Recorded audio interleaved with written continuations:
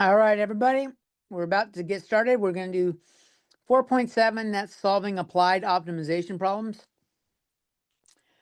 As you can see, optimization problems involve minimizing or maximizing. We generally have an extra condition that has to be met, and we call that condition a constraint. So our first problem, Victor wants to grow a crop of illegal drugs next to an irrigation waterway. He has 120 feet of electrical fencing he can set up to keep thieves, like the thieves that work for Peppermint Patty Patrick, the local would-be crime lord, to keep them away. That doesn't say away. What dimensions should Victor use to maximize the crop? So I want to add in the word away here.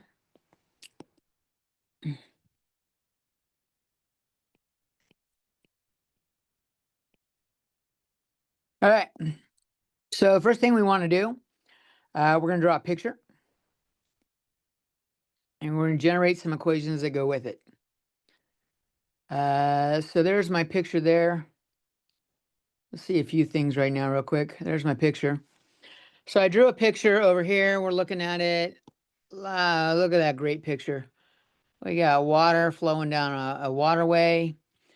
So he sets up some electrical fencing. Zap, zap, zap. Zap, zap, zap. Zap, zap, zap. And it's got to add up to 120 feet of fencing. So what we want to maximize, what we're looking to maximize here, because it says maximize crop area, we want to maximize area. The area of a rectangle would be length times width. So that's what we're going to go for right here. Actually, I'll leave that highlighted. I think that's okay. We are constrained by the amount of fencing we have. The fencing we have, if we add up the sides, we have L, this L here, and a W here, and when a W here, we add those up, we get L plus 2W. That has to equal 120. So if we solve for L, we can get L in terms of W. Then we're going to substitute the constraint into the general equation. So we're going to take this value here, which is that, and we're going to plug it in there. And we're doing that here. So we have area equals 120 minus 2W times W. Area equals 120W minus 2W squared. Don't worry, after we finish this problem, we'll go through a nice little list of what works and what doesn't, or like the good steps to take. I don't know if I like that. There we go. Maybe I'll do this. There you go, nice river there. All right, so at this point, we want to figure out what dimensions W can be, because W has some boundaries that it can be. It can't be smaller than 0, right? So W's got to be bigger than 0, but it's got to be 2W. If we add them both up, it's got to be less than the total fencing. The total fencing was 120 feet. So it's got to be 2W's got to be less than that. So we got 2W is greater than 0, 2W is less than 120. If you solve for W, it could also equal 0 or equal 120. We get 0 is less than or equal to W is less than or equal to 60. After that, we want to come back to this equation here, and we want to take the derivative, and we're going to look at the derivative where it equals 0. Those are our extrema, our critical points. We're also going to look at the endpoints, because we're looking for the absolute max. Okay?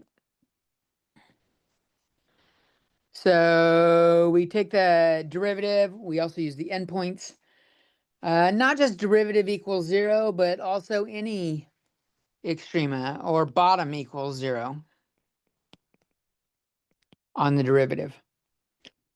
So if we take the derivative of 120 minus 2W squared, we get 120 minus 4W.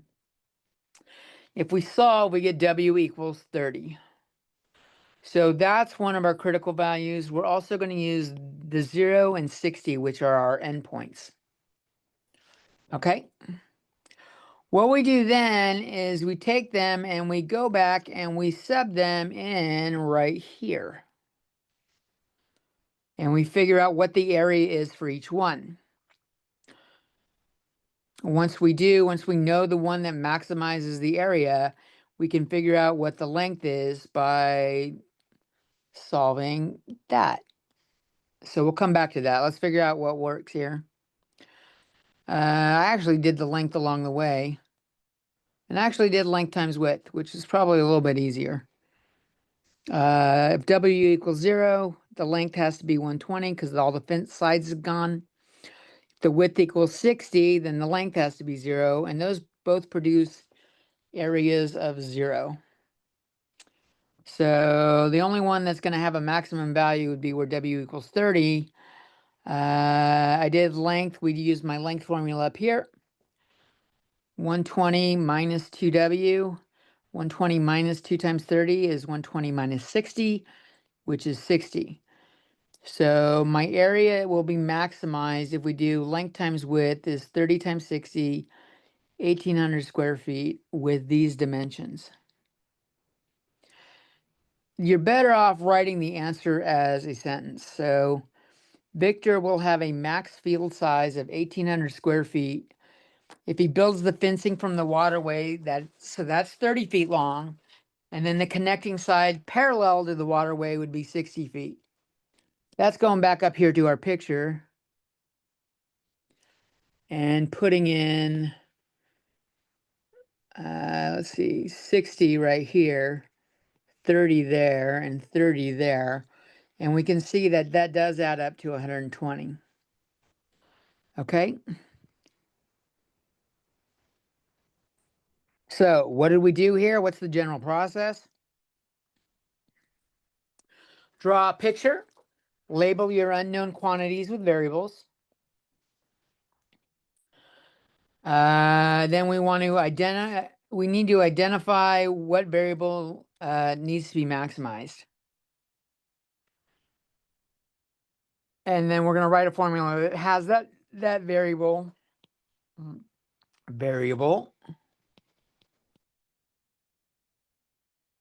to be maximized or minimized in it. This looks funny. There we go. Then, so that was our area function up here. That was area equals length times width. Then we came up with our constraint equation. So we're going to write any equations that relate the independent variables in the last step. This is our constraint time.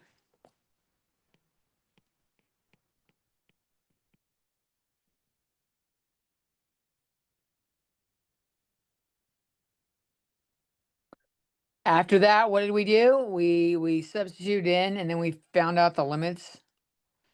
So first thing we did was we substituted our constraint equation into the other equation.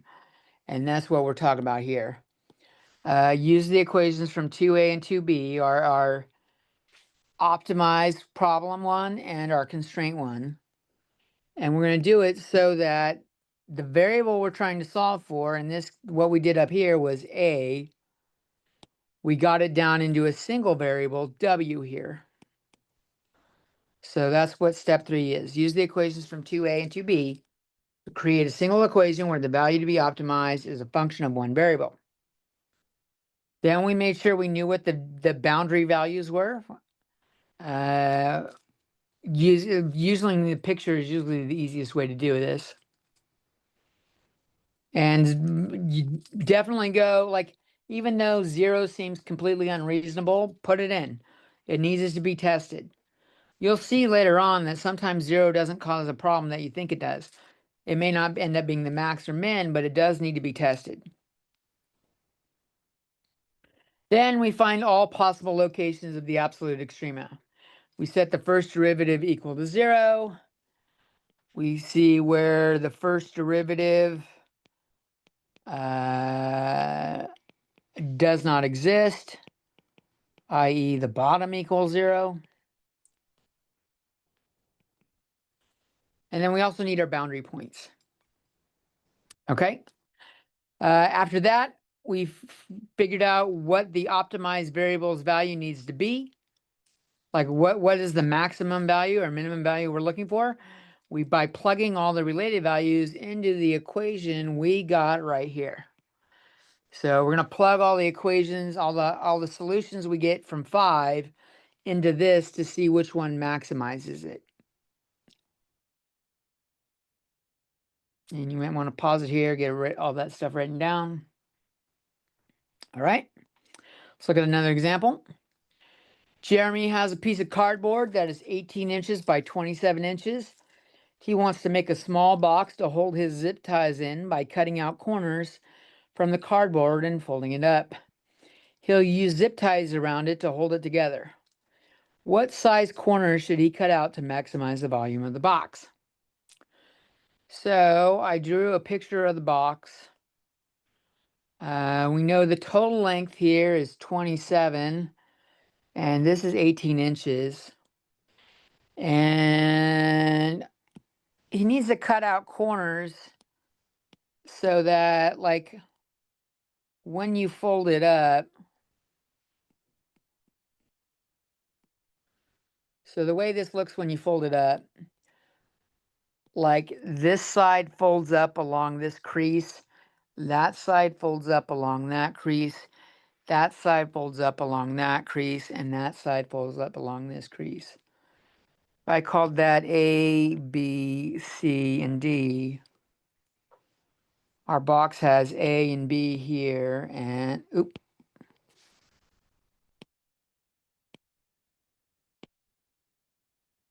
And then I had D there and C there if I folded it up. Well, that's the bottom of it, but effectively that's what's going on. So what kind of equations can I use here to do that?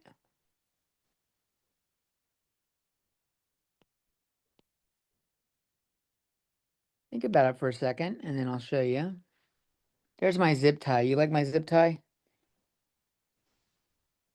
I'm going around the box holding it up. All right, so the way we can go about think about this is if this whole side is 27 and we're taking out an x, we have like 27 minus an x minus another x. This would be 27 minus 2x.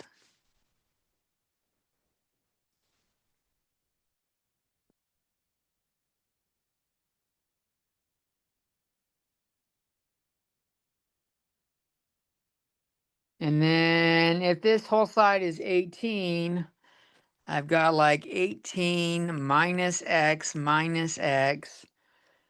The whole length here would be 18 minus 2x. For that little length, the inner length. So we're looking at like this part. Oop, let's undo that. Let's use a much smaller circle. Whoa! Like that part folded up equals that. And this part folded up equals that line right there. And you can see how the other lines are going to end up folding up. That line folds up here. And this part right here folds up right there. So it looks like if we want to do volume equals length times width times height, length is going to be 27 minus 2x, and width is going to be 18 minus 2x.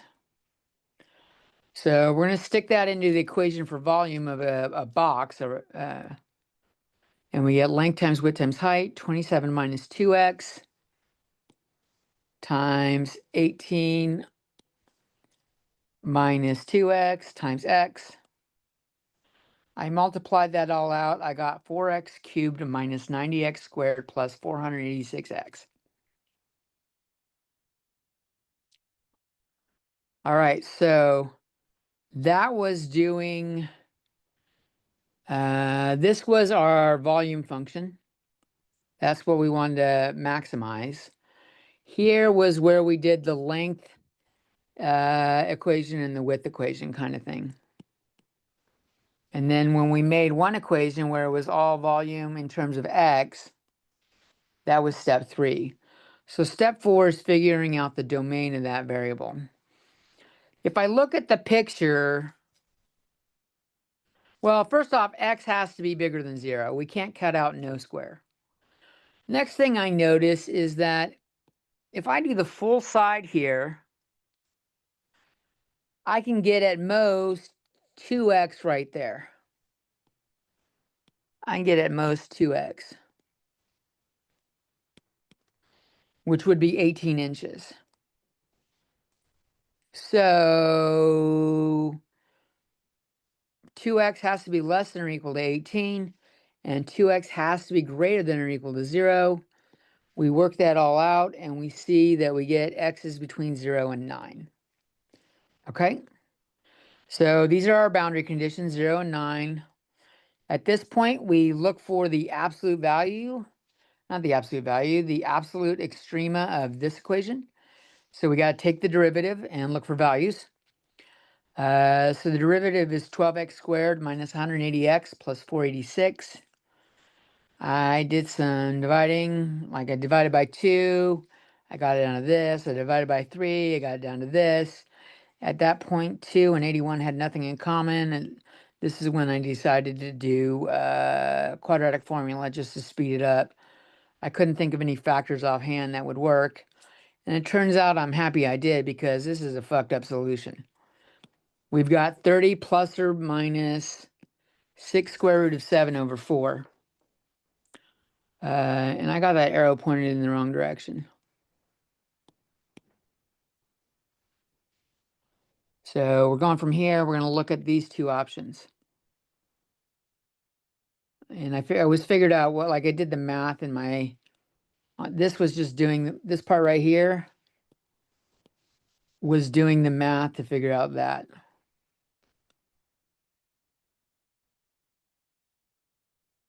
Okay, so if I do check out the two versions, I got 30 minus 6 root 7 over 4. That's about 3.53 inches. The other one with the plus is 11.47. That is outside of 0 to 9. So we can eliminate that bad boy. So so we got to check our 3 points.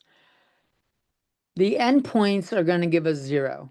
Like if we plug in x equals 0 or x equals 9, we're going to have like the box is flat or the box is absolutely infinitely narrow. So x equals 0 gives us v equals 0, as you can see from our equation right there. Seeing that x equals 9 causes a problem. Just plug it in. You should get v equals 0 as well. So the volume we want, and I wrote the arrow from the wrong spot. We want that one we're plugging in. If I plug that in, we get about 770 cubic inches. So Jeremy wants to cut out, and I reduced my answer by 2. I simplified 15 minus 3 root 7 over 2 size squares from the corner, which is about 3.53 inches. Good luck with that, Jeremy. That's going to be a hard cut to do. I think you'll get pretty close to it and be pretty happy if you just did 3.5 inches. All right, we got more examples in the next video. Peace.